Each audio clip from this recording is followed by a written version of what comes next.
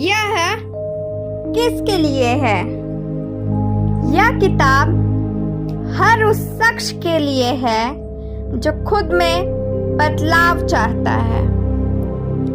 गुरु एवं टीम को मैनेज करने वाला अधिकारी। जो व्यक्ति अपने समय से अधिक पाने की ख्वाहिश रखता है। यह किताब आपको क्यों पढ़नी चाहिए?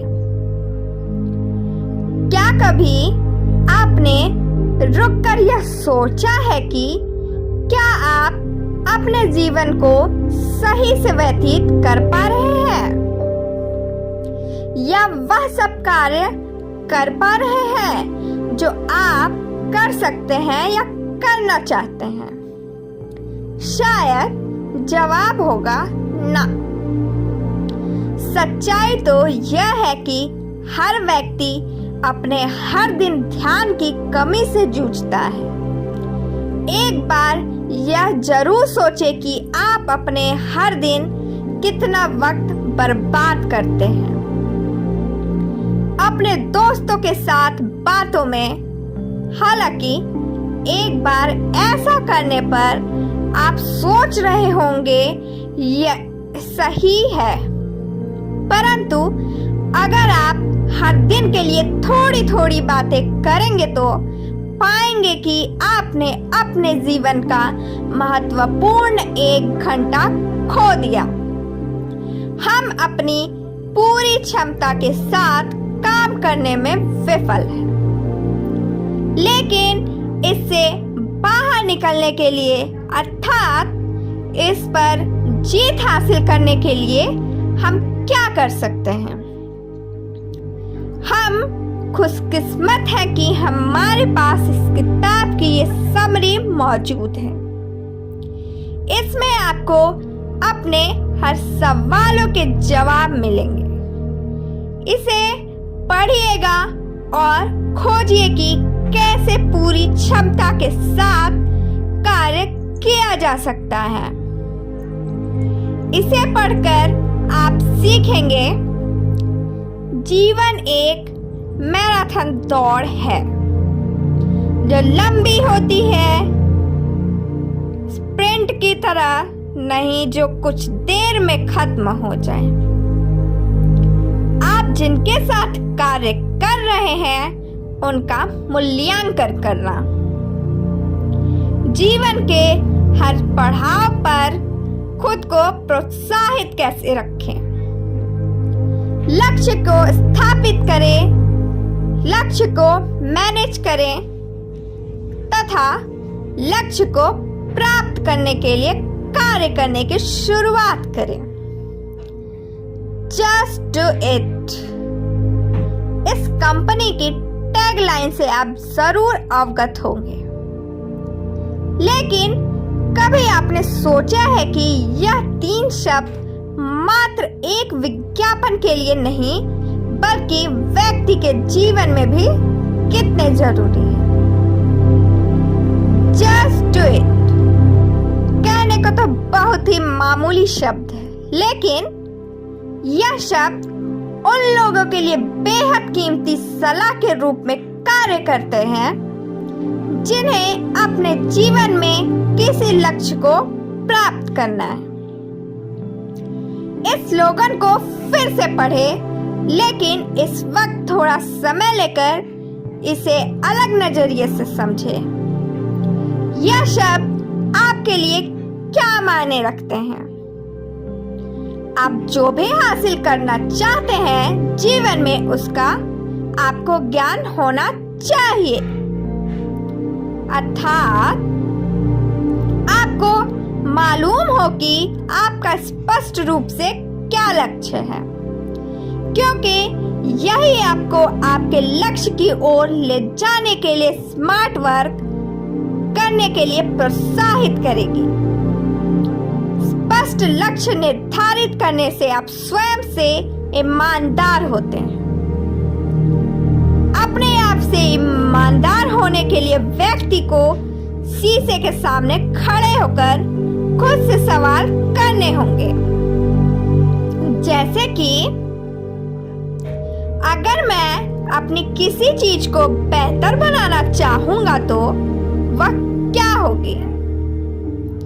जब दिन के अंत में अपना सब कार्य खत्म कर घर पर पहुंचेंगे तो शीशे के सामने खुद से एक सवाल फिर पूछे, आज मैंने क्या किया जिससे मैं अपने लक्ष्य के और करीब पहुंच सकूं? उदाहरण के रूप में कहा जाए तो मान ले आप एक मैराथन में हिस्सा ले रहे हैं, परंतु आपको पहले यह सोचना होगा कि क्या आप जॉगिंग करते हैं। यह उदाहरण हमें अपने सपने को प्राप्त करने का अलग नजरिया प्रदान करता है। मैराथन दौड़ का सपना किसी भी व्यक्ति को शुरू में बेहद कठिन लग सकता है। इसके लिए व्यक्ति को अपने लक्ष्य को थोड़े हिस्सों में बांट देना चाहिए। इससे लक्ष्य प्राप्त करने में कुछ आसानी हो जाएगी। मैराथन दौड़ के लक्ष्य को प्राप्त करने के लिए व्यक्ति सबसे पहले 5 या 10 किलोमीटर लंबी जॉगिंग करे, अर्थात अपने शरीर को मैराथन के काबिल बनाए। जब इन छोटे छोटे लक्ष्य को प्राप्त करने लग जाएंगे तो बड़े लक्ष्य को हासिल करना आसान लगेगा। यह बात ध्यान देने योग्य है कि आप एक बार में एक ही लक्ष्य पर केंद्रित रहें। हालांकि यह बेहद अच्छी बात है कि आप अपने लक्ष्य को प्राप्त करने के लिए काफी उत्साहित हैं, परंतु इस चक्कर में अपनी सीमाओं को पार न करें। अगर आप अपनी क्षमता से बाहर जाकर ज्यादा करते हैं तो आपका हौसला जल्द पस्त हो सकता है। आप खुद को कमजोर बना लेंगे। यह सब बातें मात्र लक्ष्य प्राप्ति के लिए नहीं बल्कि अनेक व्यवस्था में काम आती है। आगे पढ़िए और सीखिए कैसे आप इनसे सामना कर सकते हैं और कैसे समय का सही इस्तेमाल कर सकते हैं। कार्य करने में अच्छी गति रखें, समय के महत्व को समझें। व्यक्ति हर दिन कुछ कार्य पूरे करने के लिए टू डू लिस्ट तैयार करते हैं, परंतु हर दिन वे कुछ न कुछ कार्य को स्थगित कर देते हैं और खुद से वादा करते हैं कि जब हमारे पास अधिक समय होगा तब हम वह कार्य करेंगे। लेकिन यह सब व्यक्ति को उनके लक्ष्य से दूर कर देता है। हालांकि आप इससे मुकाबला कर सकते हैं अगर आप लक्ष्य की ओर सही गति से बढ़े। तो कैसे पाएंगे जीवन में यह गति? इसका जवाब है हर व्यक्ति को जीवन में लक्ष्य प्राप्त करने के लिए धीरज रखना होगा, अर्थात व्यक्ति लक्ष्य प्राप्ति के लिए इतना तेज नहीं होना चाहिए कि रात आते आते आपके अंदर उस कार्य को करने का मनोबल टूट जाए, और न ही आपकी रफ्तार धीमी होनी चाहिए। यह भी आपको लक्ष्य हासिल करने से रोकती है। आपको अपना मनचाहा लक्ष्य हासिल करने के लिए वह मार्ग अपनाना होगा जो आपको लक्ष्य हासिल करने में खुशी दे। जैसे ही आप अपनी खुशी के मार्ग को खोज लेंगे, आपको उसी पर टिके रहना है। एक लेखक को अपनी गति बनाए रखना सीखना होगा।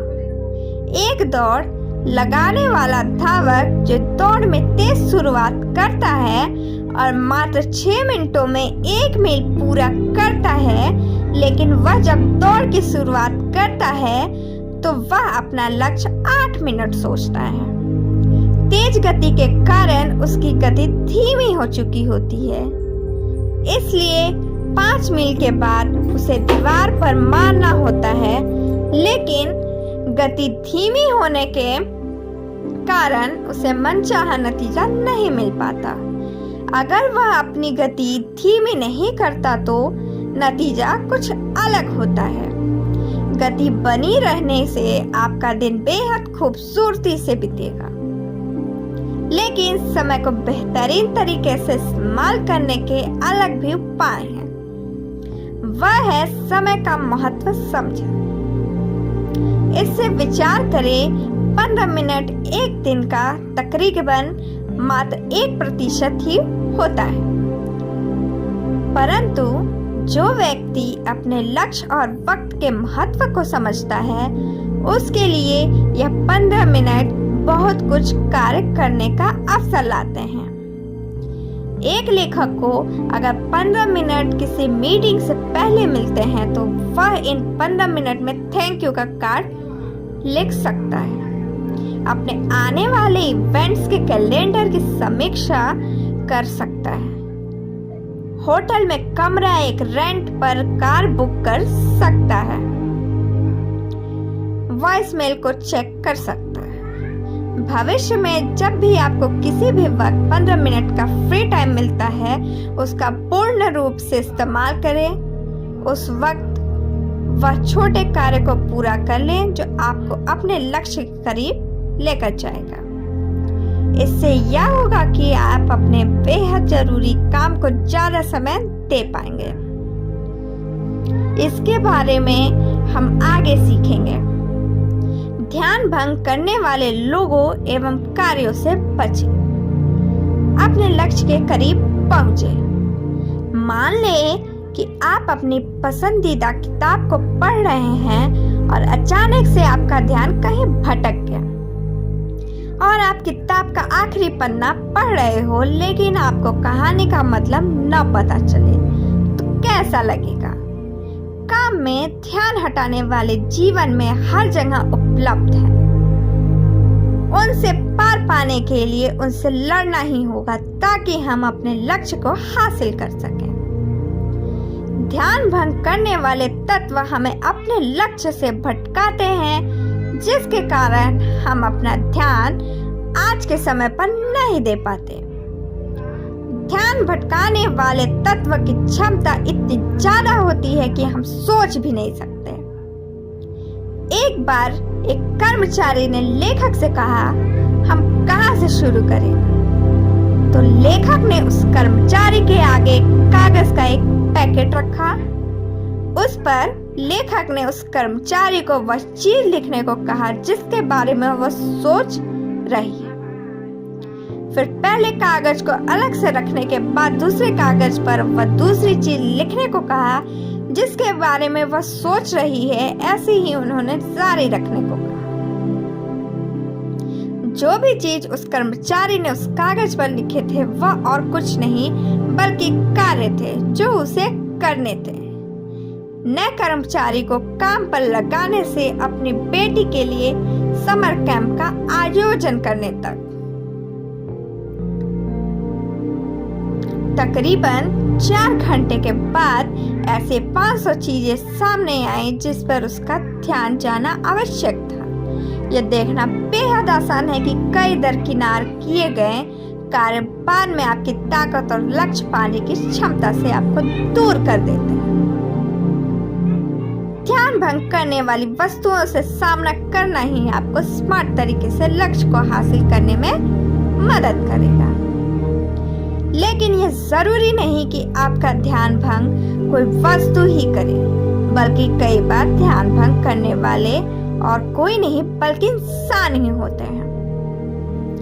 आप अपने पूरे दिन में उन लोगों को कितना समय देते हैं जो आपकी सोच को काबू कर ले। कोशिश करें कि हर दिन आप उन इंसानों का नाम लिखें जिनके साथ आपने उस दिन सबसे अधिक समय बिताया। आपसे कैसे मिलते हैं, क्या बात करते हैं इत्यादि लिखें। कुछ ही दिनों में आप पहचान पाएंगे कि कौन सा व्यक्ति आपको जीवन में आगे बढ़ने के लिए प्रेरित करता है। यह वही व्यक्ति है जिनके साथ आपको सबसे अधिक समय बिताना चाहिए। इससे आप जीवन में प्रोत्साहित तो रहेंगे ही, साथ ही आप खुले विचार के बनेंगे। अपने कार्य क्षमता को ट्रैक करें और याद रखें कि आप जो करते हैं वह क्यों करते हैं। हम अपने जीवन में बेहद कोशिश करते हैं कि हम अपनी टू डू लिस्ट में लिखे गए हर काम को पूर्ण करें, लेकिन फिर भी कई तरीके इंसान खोज ही लेता है जिससे उसका अधिकतर समय खराब हो जाता है। इंसान इसे महसूस भी नहीं कर पाता। उदाहरण में कहा जाए तो हम दिन में अपने सहकर्मियों से बातचीत में कितना समय खराब करते हैं, जिसके कारण हमें अपने कार्यों को भी बाधित करना पड़ता है। जैसे जैसे यह समय आगे बढ़ता है, समस्याओं में भी इजाफा होता रहता है। तो हम कैसे इस स्थिति में निपटें? जवाब है उन्हें ट्रैक करके, माप कर एवं खुद में बदलाव कर। लेखक के ग्राहक ने अपने जीवन में 2 दिन के उन सहकर्मियों को मापा कि कितनी बार उन्होंने उस ग्राहक के कार्य में अड़चन पैदा की। उसने पाया कि उसका 2 दिनों में 27 बार ध्यान भटका।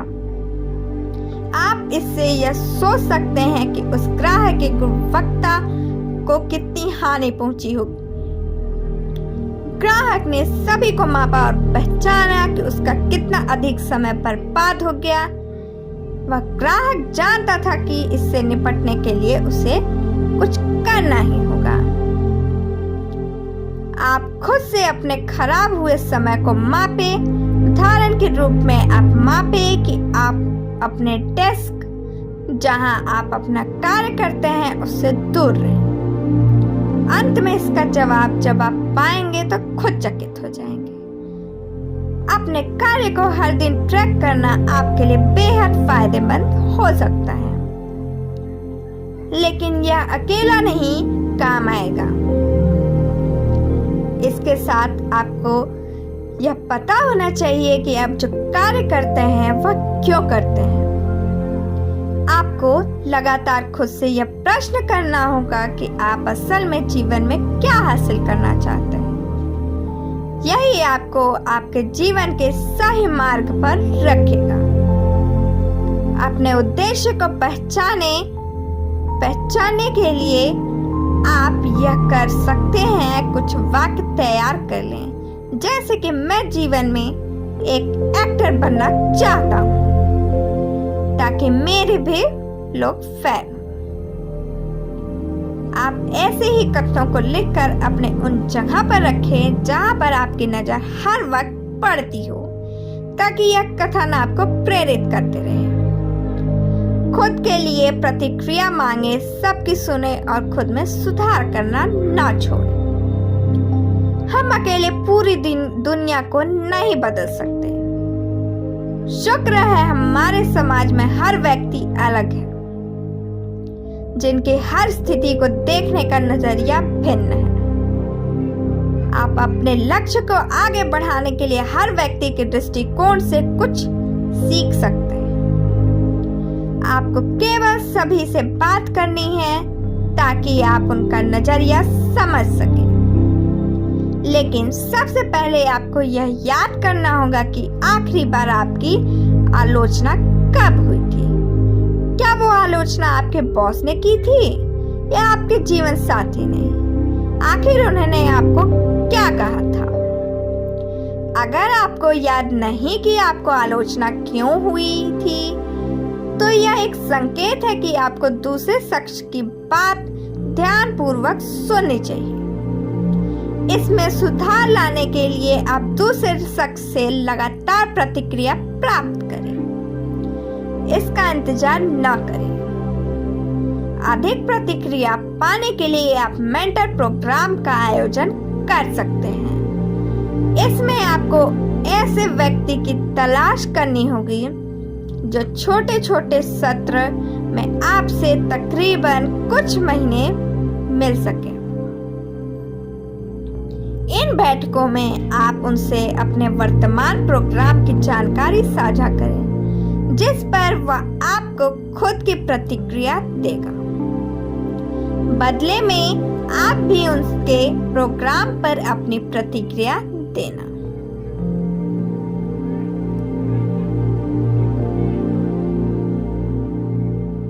प्रतिक्रिया मिलने से यह फायदा होगा कि आप लगातार खुद में सुधार कर सकते हैं।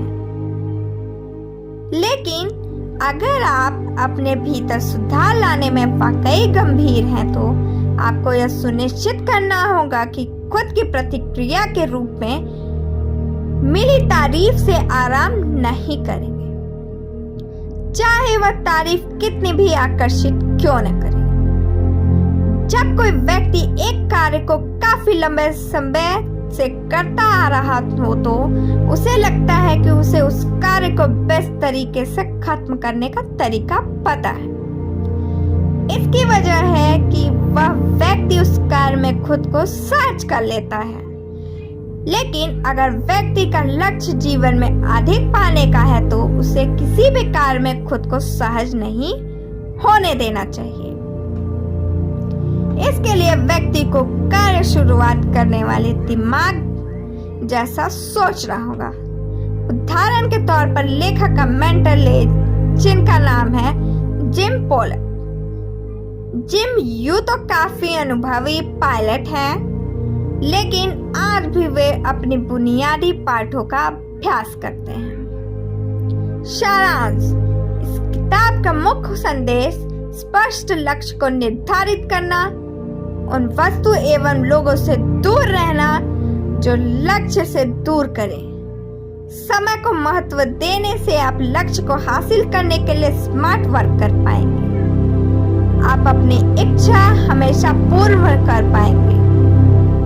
अगर आप अपने आसपास सिर्फ उन्हीं लोगों को पाते हैं जो आपको प्रेरित करें, अपने इंतजार वाले समय का लाभ उठाएं। अगर आपको अपने दिन में कुछ खाली समय मिले तो उसका इस्तेमाल करने के लिए अपने सहकर्मियों को या उन लोगों को धन्यवाद कार्ड लिखें जिन्होंने आपको जीवन के किसी भी पल में मदद की हो।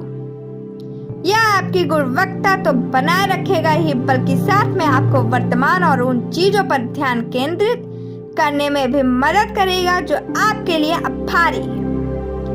एक कप कॉफी की तुलना में यह आपके अंदर एक बेहतर ऊर्जा बूस्ट करेगा। इसलिए सुनिश्चित करें कि हमेशा आपके साथ कुछ पोस्ट कार्ड और स्टैम्प हो। बस आज के लिए बस इतना ही। Thank you, bye bye, take care.